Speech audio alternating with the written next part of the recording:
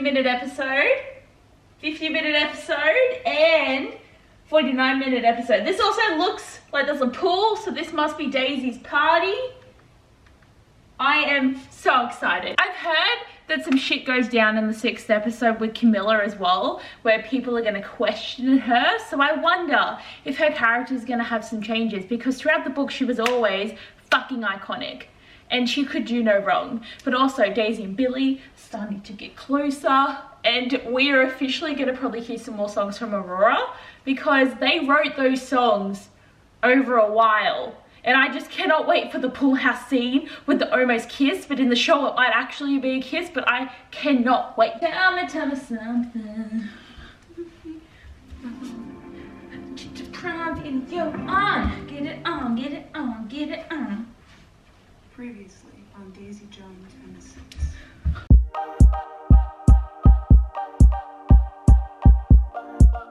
Oh my god, it's so exciting. Everyone's listening to Look at Us Now and they just love it so much. And I think it's going to be really nice, because now this does seem to be following the plot where Daisy does this song with them, or Honeycomb, but Look at Us Now. And then she has nothing to do with the band. And then she does the opening for them before they decide to become the full band. So at first I was thinking, like, are they just going to make it Daisy Jones and the Six straight away? But if they have this, like, because I feel like it was a period of, like, maybe a couple of years before she actually became part of the band. So I'm enjoying that they're getting the fame from the song, but she's still just Daisy. Like, she's not really with them. And I loved the part where Karen just like paid for the girls' album and then she was like, holy shit, that's a pianist. Like, it's going so good and I just cannot get over the vibes of the show. Daisy was so excited. Like, it was on the jukebox and it's the 6 feet Daisy Jones, and like her enjoyment of it being there, like, she just looked like such innocent joy. It was so adorable. Show's just amazing. I just love, because they finally get a chance to perform, and it's in Hawaii and they're like right on the bottom of the bill, so they're performing at 1 p.m, which isn't like a great time because everyone wants to come out for the acts at night. But Daisy is also there because they wouldn't have been able to perform without her, and Billy's just like, oh my god. So she's just been excluded from like the group chats and everything, and he did come over and talk to her and she's like, I'm fine. But then she's clearly not, but she was just trying to act confident around Billy because they don't like each other.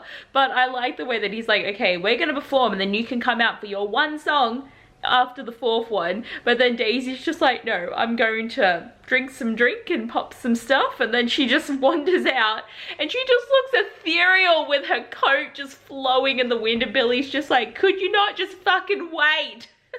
And even in the interview bits where she's like, I'm not a patient person, okay?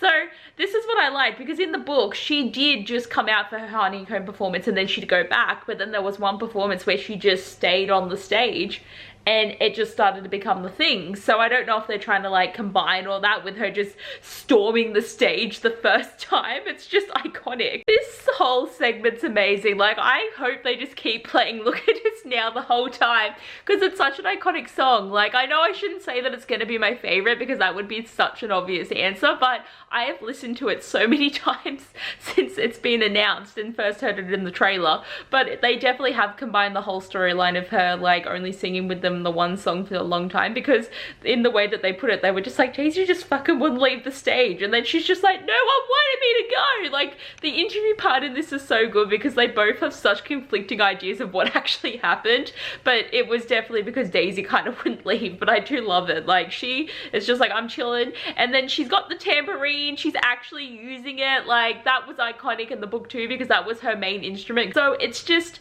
so book-like. Like, it's done such a good job, and I just want to see, because I think she's just gonna dance around the stage because she doesn't actually know any of their lyrics, which I feel like she could have researched, but she's Daisy, who has time for that? Oh my god, Daisy's like iconic. like they get her off the stage, like obviously she sang with him as well, and like the tension in them sharing that microphone, like, oh, like he's sitting there like, I hate you, but then he kind of got into it at the end there. But when they come out and everyone was so excited about her, and then Billy's just like, did you not hear me when I told you we were coming up 4th? And she's like, oh sorry, all your songs sound the same, so I thought you were done. Iconic. Just iconic. The dude at the studio for Simone, who was like touching her inappropriately that she quit with, used her voice on a different singer, which I think is awful, but she's gone off to New York to be with that woman, which is exciting. So Daisy's moved into the hotel, and I think it's called the Marmont, and I'm pretty sure that's where she's been living, and that's where she meets her husband, who is a douchebag.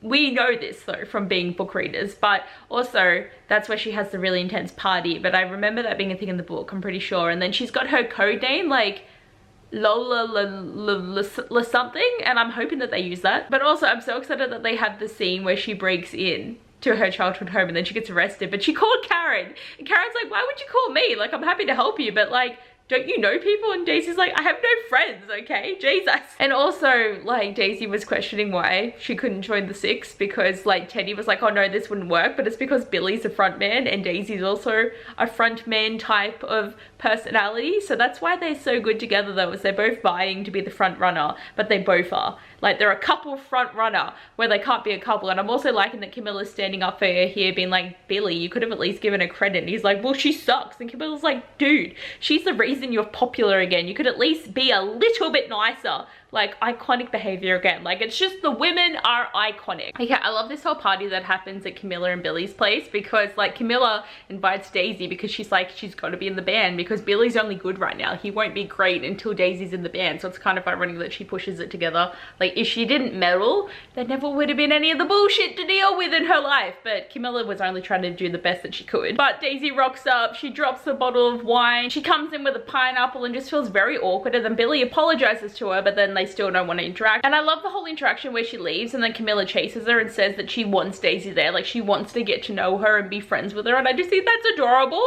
But then there's the blackout, and I love the fact that Daisy hears Julia crying and she goes to get her, and I'm sitting there like, oh, are they gonna feel bad? Like, was someone gonna walk in on her being near the baby? But then she brings the baby downstairs, and I thought Billy was gonna be really mad at her for touching his child, but then he was chill. I was like, oh my god, this is where it's gonna go. Like, he's gonna be annoyed because she's been drinking, she's, you know, obviously under the influence, and he was not gonna be like chill about that, but then he was. And now they're all singing and having fun, and Camilla's just like, yes, my plan is working. Okay, episode 4 is finished, and I definitely feel like this was like definitely a quieter episode. Like, I'm not saying it's boring, but I just feel like not much happened. Like, it almost felt like a filler episode to getting on to more exciting things. But there's still 6 more episodes to go, but there's still like a lot more that needs to be covered. So I think the next episode will have more of the writing with Daisy and Billy, which I think will be really, really good, because that's obviously a really fun time. But also the near kiss happens soon, and Billy's like, nah, and Daisy's like, nah, and I cannot wait. Like, I cannot wait to see the interview bits, and I hope they do this scene justice, because it's definitely iconic. I seriously should just start taking a shot every time I say that word, but it's just how I feel. There is nothing else besides iconic for this show. Oh my gosh, this first like session of them singing together as a band is exactly how it was in the book. Like, I just love it that Daisy comes in and she's really excited, and then she interrupts Billy, because they've definitely gotten her mannerism and the way that she, like, they both have such big egos and they're very self-centered, but also Daisy just takes no shit, but she also knows what she wants and she will strive to get it, which I really enjoy about her character. But I like the way that she kind of interrupts him, even though she's like, sorry, and she's like, I've written about 20 songs, but like, you know, we can work on them and do whatever. Like, she's just saying that she's been working on it. And then Billy's like, oh, it's all right, we've written the whole album, we're gonna play it for you and you can just tweak it a little bit. And she's just like, no, we're not going to do all your songs, and we're not going to do all of my songs. We're going to write our own songs, which I'm assuming that's where she's going. But basically, even though she's written things, they're going to end up rewriting some of the songs that he wrote, and then rewriting some of the ones that she wrote, obviously, and then they'll write new ones together. But they're trying to create the best album that they can, and I wonder if this whole episode is going to be just the creation of Aurora, because it's an iconic album. But I just love the way that she's just like, this is all of our album, okay, Billy? It's mine, it's yours, Karen's, it's Graham's, it's Warren's, and that guy's. And it's like, oh my god, Eddie's been fucking snubbed again. Like, that is just like a tiny bit extra there, but now even Billy's been like, oh, this dude, I love it so much. And even when she made the joke about his song being about his wife and the weather, and they were like, it was called like the cloudy day or something, like, I just think that's so funny that they all think it's hilarious. And Billy's just does the same shit. Like, he needs to change it up. Again, they've just got the arguing perfect, and the way that they're like in the car flicking the radio on and off. Like even with Teddy just been like, get the fuck out of here and stop being children, and they're still being children. And like the way that she ordered so much food and then he's like, don't order for me, and then he got the same thing. But my favorite point is when they have that song Stumbled on Sublime, which she wrote, that Wyatt, whatever his name, stole, and she's like, you like this song? And Billy's like, yeah, it's a good song. And she's like, oh, I wrote it. And he's like, oh, it's a shit song. It's the vibe he's giving me. But it's like, bruh, really? Do you think this other guy would have written a really good song? So hopefully he starts to give her a little bit of respect, because damn. Oh, they're starting to get somewhere. I do like that they break into Teddy's house, but she didn't steal his girlfriend's swimmers this time, but I think he'll still be annoyed that they're in his house. But they've got the melody, they're starting to get somewhere, and the vibes are happening there. But also Billy has a really weird face he makes when he's performing. Like it's just this whole like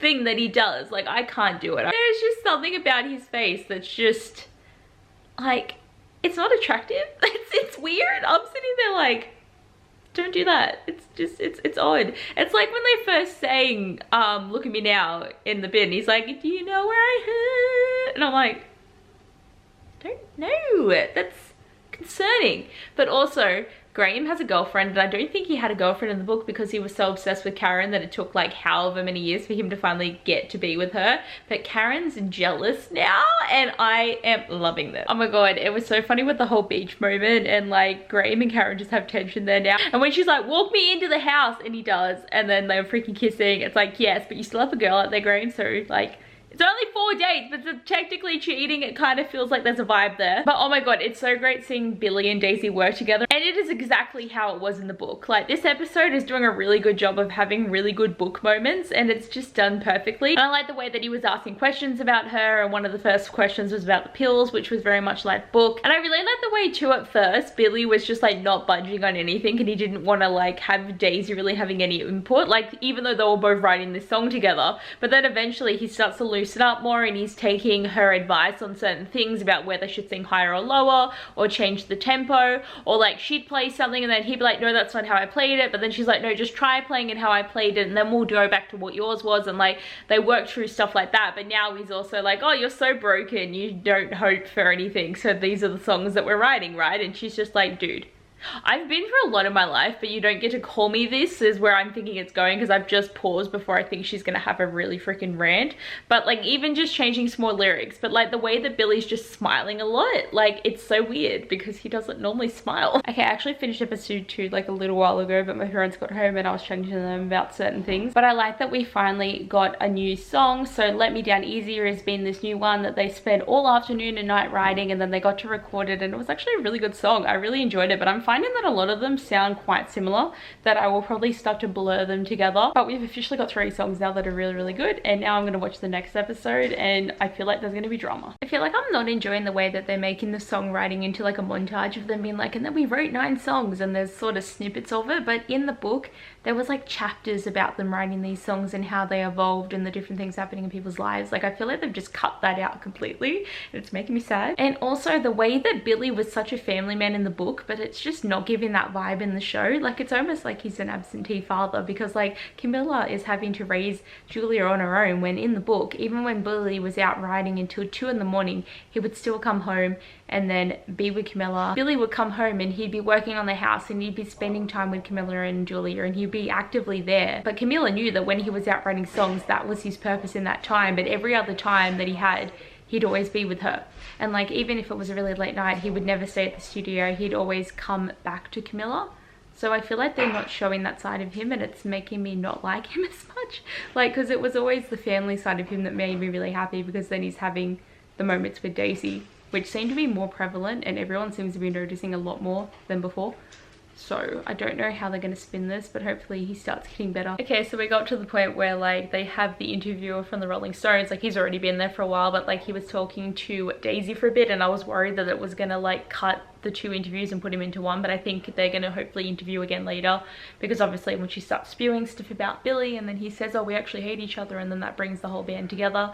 But I like the way that like they were meant to record, and then Billy's really worried about her, and then she's just having the party, and he's just like, are you serious? And they don't really go into the fact that, because this is a blank we're filling in, is when he walks into that party, he is just not okay being around all the drinking and the drugs and stuff, but he still goes in there to make sure that she's okay, and he's stressed. but they just kind of have him really angry in the show, so they've kind of cut that connection, which is again annoying. Like there's things that I feel like they have enough time with these 10 episodes to delve into some of these like more intricate details that I really enjoyed about the story, but they definitely kept the bit where she steps on the glass and just completely cuts her foot and she's just like, it's alright. It's like, it's not. Daisy, it's really not. And there was no Mick Reaver, like where is he? They kissed. This is totally off book. This doesn't happen. I mean, obviously it happens, but in the interview they don't tell you that. They don't let you know that because they're obviously going to lie about it because of who the interviewer is. But they just whipped it out. They just kissed him right in front of the studio. Like, this is exciting, and I like that he's just like, it's not just in your head, but like, I don't want them to get together. That's the point. We're meant to angst over them. But if they make it that they get together and cheat on Camilla, it just ruins the whole story. Like, I mean, yeah, it's going to work on the show, it's going to be fine, but it doesn't work. But also, they're finally singing that song, even though it's not Regret Me anymore, it's called something else, but it's the one that Daisy sings where she's got to get her voice like really guttural, and like she's just singing prettily because she does have a pretty voice, but he wants her to sing it really raw. But I'm also waiting for the iconic, when you think about rock and roll, I hope you think of me, like when something about rock and roll being destroyed. I can't think of the line right now, but you definitely, if you've read the book, you know the line. I hope it's coming. They sang the song and they didn't say the line, and I just remembered it. It's when you think of me, I hope it ruins rock and roll, like something along those lines. It's not there.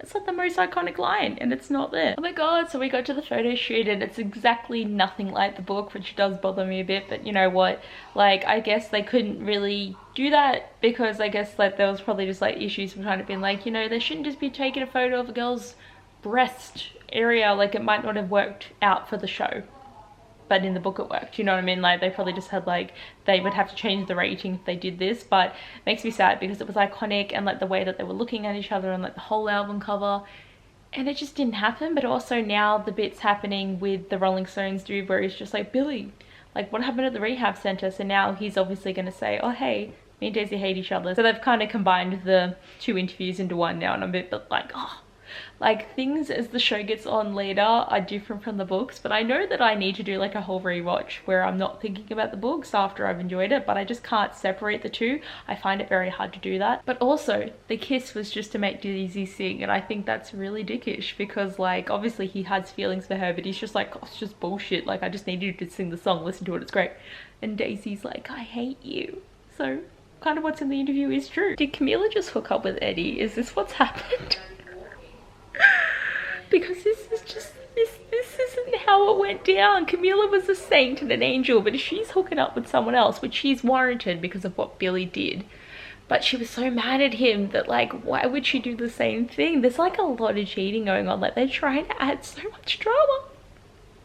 I'm sad, I'm very sad, and Billy's there just stressed waiting for her to get home. It's like, Billy, you do not even get to say anything. If he finds out about it and he's mad at her though, oh, she should dump his ass. Yeah, I'm so excited because we finally got Regret Me. Like that was the first song that ever got released, and I like that it's the last song that's on the Aurora album. Like I don't know if that's the order, but it's the last one they wrote because it's the one that Daisy brings in after she's pissed off at Billy, because basically they just rearranged the scene, but basically it was like when they were writing and then she went to go kiss him and then they were like no, and she left, and then he said he left and she said he left, and they've just been mad at each other since that moment.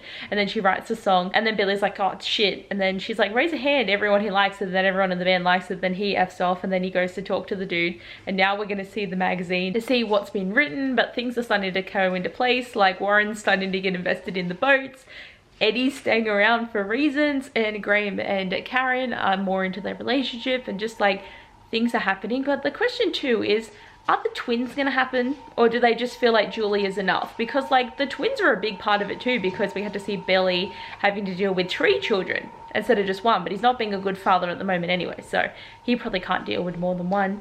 But the tour is going to be happening soon and it's all starting to come into play. I'm honestly not sure if this has been my favorite episode so far, but like the changes are hurting me. But the album's like kind of out now, everyone's listening to it and they really like it, and then like Camilla was just like, if you ever love her, this ends, like we're not doing it. And I'm just like, Camilla, you're sleeping with Eddie anyway, like that's fine, but like if Billy likes Daisy, I'm just very concerned. But now Daisy's just gone off to Greece and she's got 3 weeks to get back for the tour, or she's gonna stuff it, because I know that she comes back like really late.